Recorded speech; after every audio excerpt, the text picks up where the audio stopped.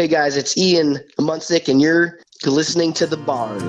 Well, she rode in them wagons when the Wild West was won.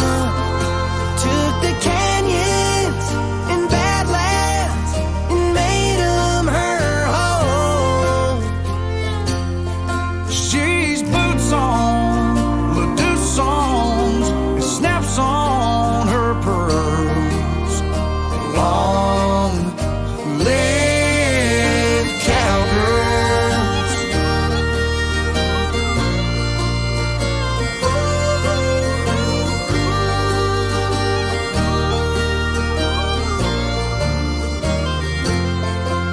Like a paint-colored Mustang, she's fast and she's wild. Stop a runaway freight train with her high country smile. Hi, and welcome to the Midwest Mixtape podcast, live from the Barn Studio in Southeast Missouri. You got the Mox here, and I'm joined with a special guest online right now.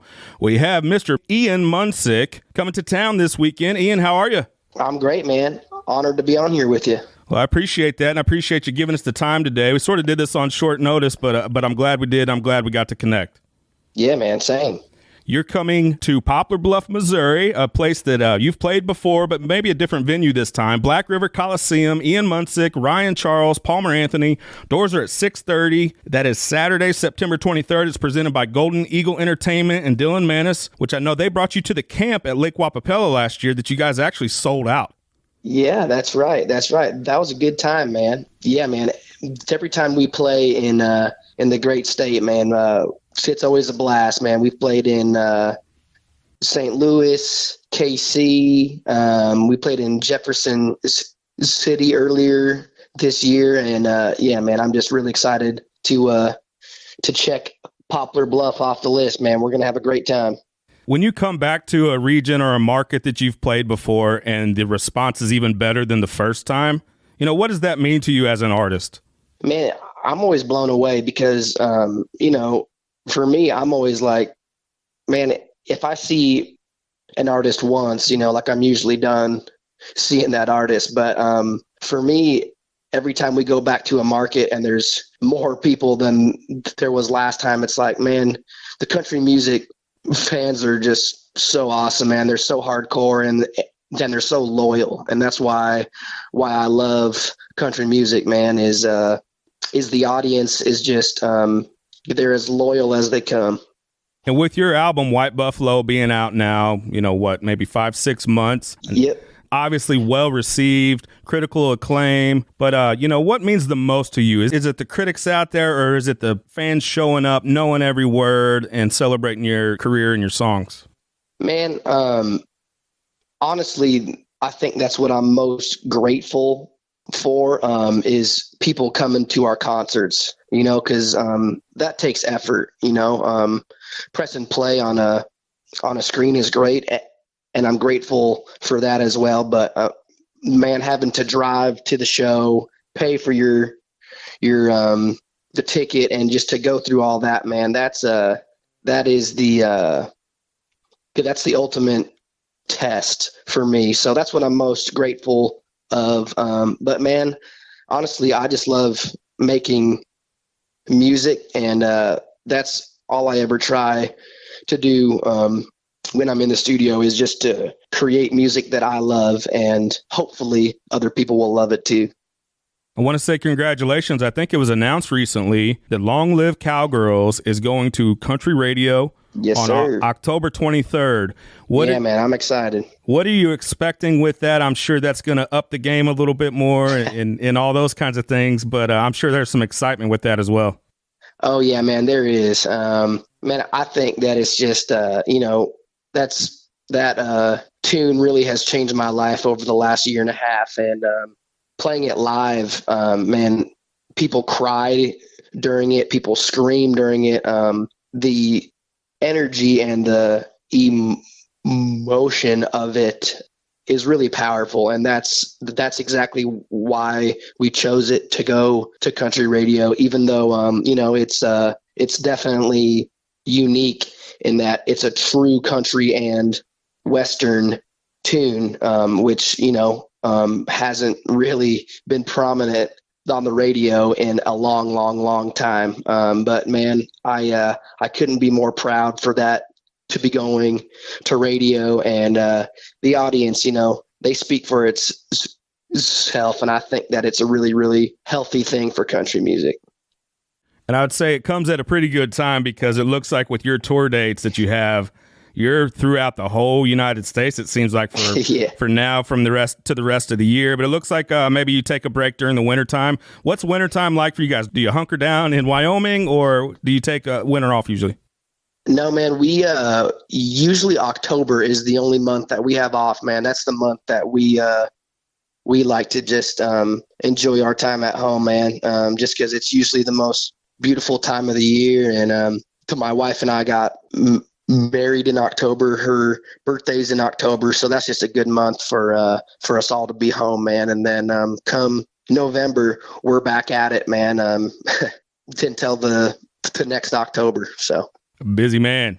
Yeah, dude. Busy man and busy wife. She sure is. Pretty widely known that she's actually your manager as well. Yep. What is that like? Are you guys able to ever put the business aside when you're at family dinner, or is it just all business all the time? Man, she does a really good job of turning it off. I probably abuse it just because I have full and total access to her at all times, But we also have a 3-year-old, and that really helps us just prioritize him, Do you take him out on the road with you? Is it a whole family venture kind of thing? Yeah, man, we do. We love being with each other, man. That was kind of a goal, right, when we got started. So having him out makes life a lot easier for all of us.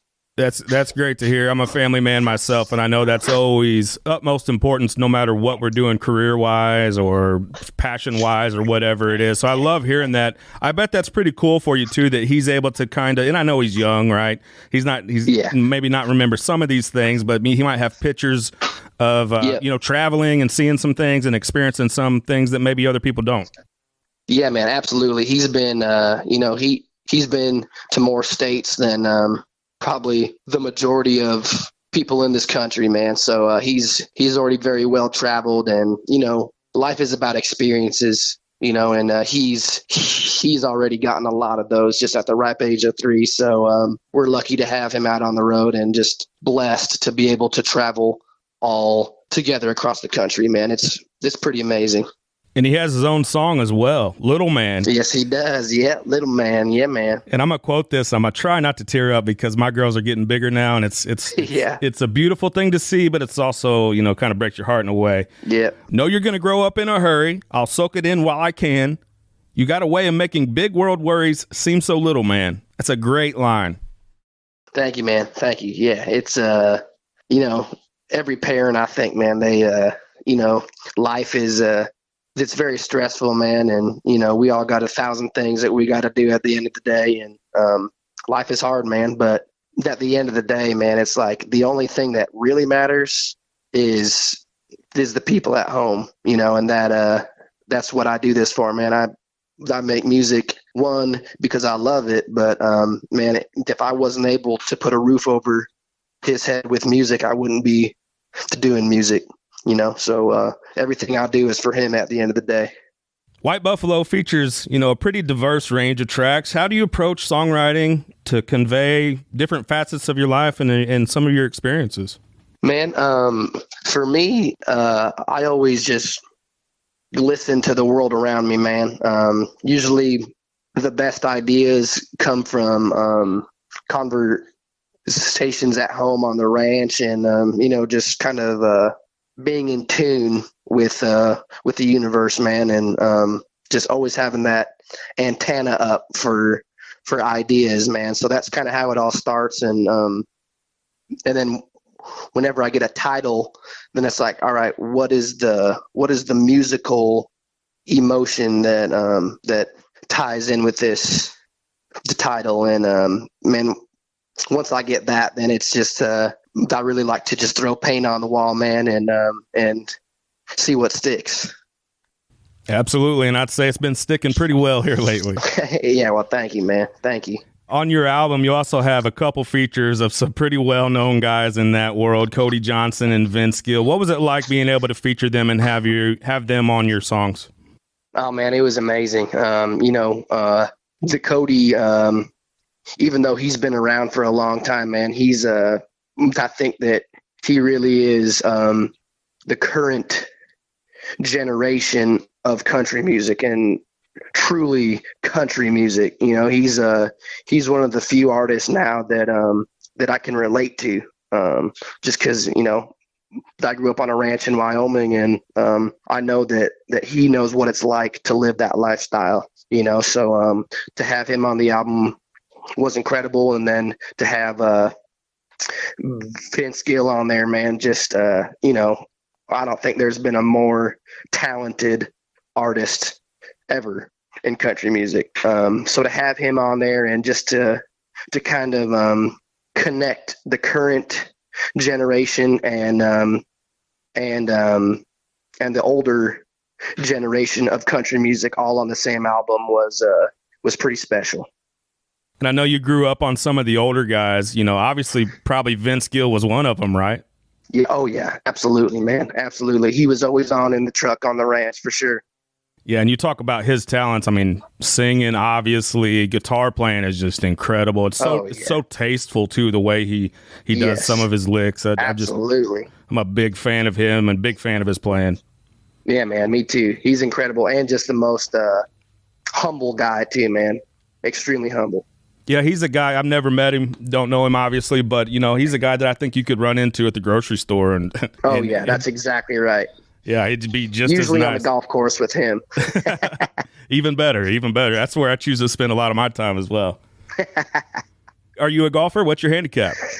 Man, I usually I play about once or twice a year, man. So I'm not very good, but I just went home, and my brother's a pretty good golfer, and he dragged me out on the course, and I had a blast, man. So I played 2 times in the last week. So I think that I'm starting to kind of get the bug, man. But usually I don't even have a handicap, man. I would say that I'm handicapped on the golf course more, but I usually, if I can just hit a par or 2 pars, then that's a win, man, for me on the golf course anyway. So yeah, the golf bug is a real thing, right? It is, man. It's fun, man, but damn, is it frustrating. Yeah, for sure. This is the Midwest Mixtape Podcast. Join here with Ian Munsick. We're excited to have him in town this weekend, Saturday, September 23rd, at Black River Coliseum, Poplar Bluff, Missouri, with Ryan Charles, Palmer Anthony, another guy we actually just interviewed, great guy as well. Doors are at 6:30, presented by Golden Eagle Entertainment. If you're listening to this, you're going to go out and stream by White Buffalo. Great album. Out there for the world to spin. It's going to be hitting the country radio charts October 23rd. And we really appreciate your time and looking forward to connecting when you get into town.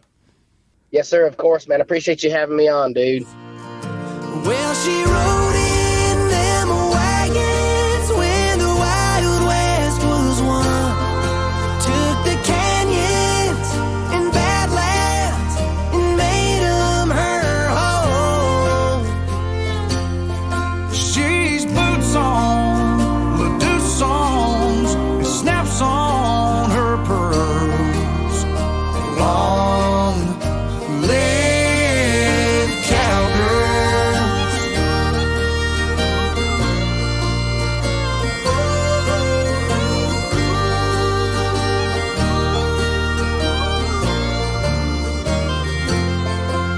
Like a paint-colored Mustang, she's fast and she's wild.